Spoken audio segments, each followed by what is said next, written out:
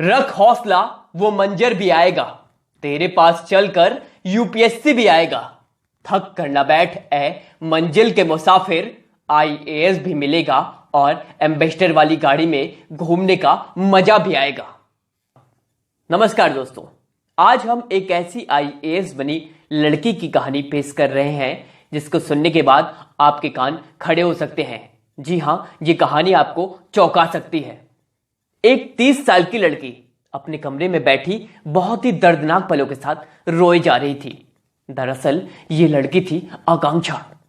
आकांक्षा के साथ आज उसके यूपीएससी कोचिंग में बहुत बुरा हुआ था। तभी बगल से उसकी एक दोस्त आकर आकांक्षा से पूछती है, यार हुआ क्या, ये तो बता। इस पर आकांक्षा जोर जोर से रोने लगती है।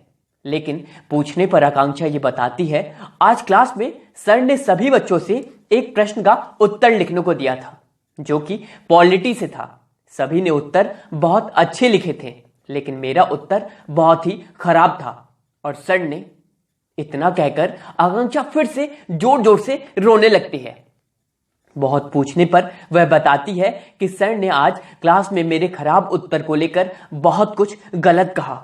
इतना कह दिया कि तुम यूपीएससी लायक क्या, पटवारी लायक भी नहीं हो। क्यों पैसे बर्बाद कर रही हो अपने माँ बाप के।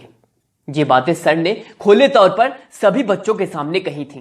दरअसल सर को यह भी पता था कि आकांक्षा की उम्र 30 साल हो गई है और सर आकांक्षा से भी ज्यादा कॉन्फिडेंस में थे कि इस लड़की के पास जो बचे हुए तैयारी के 2 साल हैं उनमें यूपीएससी क्या कोई भी सरकारी एग्जाम नहीं निकाल सकती। दोस्त आकांक्षा को समझाती और अपने कमरे में चली जाती है। अब आकांक्षा अकेली थी और कमरे में लगे भारत के संविधान के पोस्टर को बार बार देखती और रोती। दरअसल आकांक्षा जो 30 साल की हो चुकी थी, उसके पास महज 2 साल और थे तैयारी के। और भारतीय परिवारों की तरह आकांक्षा के घर वाले भी उसकी शादी के पीछे लगे हुए थे। दिल्ली की नामी जानी कोचिंग में आकांक्षा लाखों रुपए देकर दाखिला ले चुकी थी, लेकिन आकांक्षा के पास आज उन लाखों रुपए के बदले कुछ नहीं था तो सिर्फ ताने। एक लड़की जिसके घर वाले लगातार महीने के 15,000 रुपए दिए जा रहे थे, वो इस कोचिंग के ताने बाने को सह नहीं पाई और आकांक्षा ने यूपीएससी छोड़ने का मन बना लिया।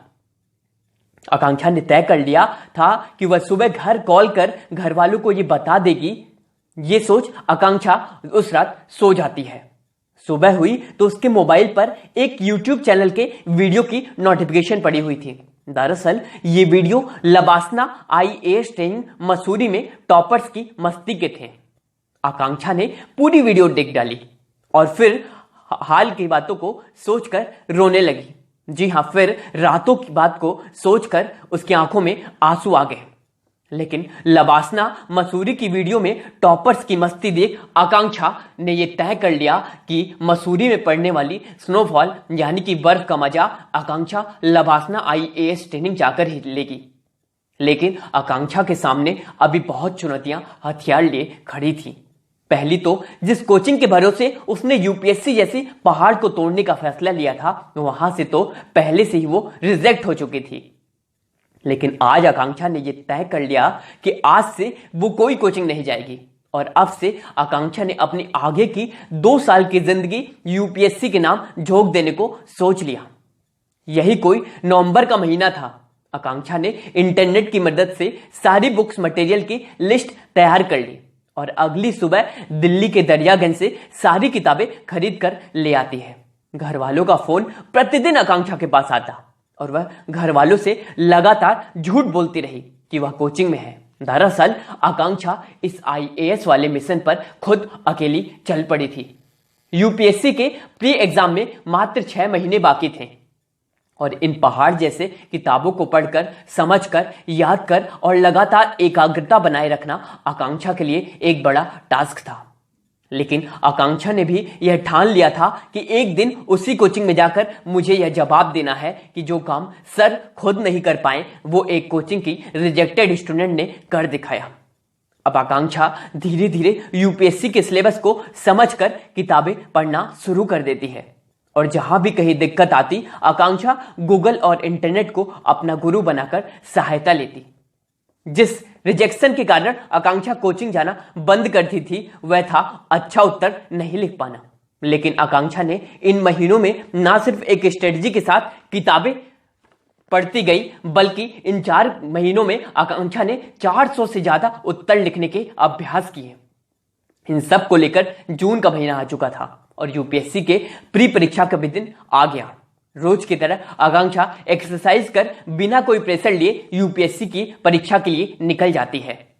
प्री परीक्षा खत्म होती है और शाम को आकांक्षा घर आती है और अभी सारे कोचिंग इंस्टीट्यूट अपने अपने यूपीएससी परीक्षा के प्रश्नों के उत्तर जारी कर दिए थे। आकांक्षा अपने उत्तरों को चेक करती है और ये कंफर्म कर लेती है कि उसका प्री क्वालिफाई हो रहा है, यानी कि वो प्री में पास हो रही है, क्योंकि आकांक्षा के 64 प्रश्न सही हो रहे थे। 1.5 महीने बाद यूपीएससी प्री के नतीजे आ जाते हैं और आकांक्षा प्री एग्जाम पास कर लेती है। लेकिन यह बात वह अपने घर वालों को नहीं बताती। जी हाँ, यह बात वो अपने घर वालों के सिवा किसी को नहीं बताती। अब बारी थी मेंस की, यानी कि उत्तर लिखने वाले एग्जाम की। कहते हैं यूपीएससी में जितना लिखने का अभ्यास करोगे उतनी सिलेक्शन की संभावनाएं बढ़ जाती हैं। आकांक्षा ने लिखने में की जो जी तोड़ मेहनत की। जी हाँ, आकांक्षा ने लिखने में जी तोड़ मेहनत पहले ही की थी और अब उसे सिर्फ रिवीजन करना बाकी था कि मेंस की परीक्षा भी आ जाती है और मेंस के एग्जाम खत्म हो जाते हैं। आकांक्षा का जीएस 4 का पेपर कुछ ज्यादा अच्छा नहीं हुआ था, लेकिन उम्मीदें अभी बाकी थी कि मेंस का रिजल्ट आ जाता है और आकांक्षा मेंस में भी पास हो जाती है और सोचती है कि शायद उसे अन्य पेपरों में अच्छे नंबर मिले होंगे, तभी मेंस पास हुई। और अब बारी इंटरव्यू की थी कि इंटरव्यू का भी दिन आ जाता है और आकांक्षा इंटरव्यू देने के लिए यूपीएससी की बिल्डिंग में पहुंचती है। माहौल थोड़ा गर्म था क्योंकि जिस बोर्ड में आकांक्षा का इंटरव्यू पड़ा था, कहते हैं वो बोर्ड अच्छे नंबर उम्मीदवारों को नहीं देता। जी हाँ, ये बोर्ड अच्छे नंबर उम्मीदवारों को नहीं देता था। बहरहाल इंटरव्यू खत्म हो जाते हैं और आकांक्षा यूपीएससी के अंतिम परिणाम यानी कि अंतिम रिजल्ट की वेट करने लगती है, फाइनल रिजल्ट का इंतजार करने लगती है कि फाइनल रिजल्ट का भी दिन आ जाता है। और आकांक्षा सुबह से ही बेचैन हो उठती है। एक ऐसी लड़की जिसे हर जगह से ठोकर मिली, उसका यूपीएससी के फाइनल रिजल्ट का इंतजार करना एक सपना ही लग रहा था कि देर शाम यूपीएससी अपनी अंतिम परिणाम घोषित कर देता है और आकांक्षा की नजर पीडीएफ लिस्ट के 149वें नंबर पर पड़ती है। आकांक्षा रोल नंबर और नाम मिलाती और खुद को ये यकीन दिलाने की कोशिश करती कि एक कोचिंग रिजेक्टेड लड़की ने यूपीएससी में आईपीएस वाली रैंक लाकर इतिहास रच दिया है।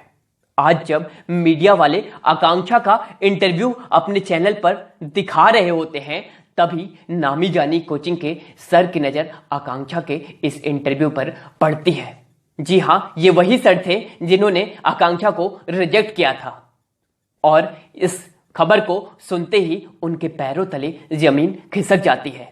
उन्हें यह यकीन नहीं हो रहा था कि आकांक्षा अब सिर्फ आकांक्षा नहीं बल्कि आईपीएस आकांक्षा हो चुकी है।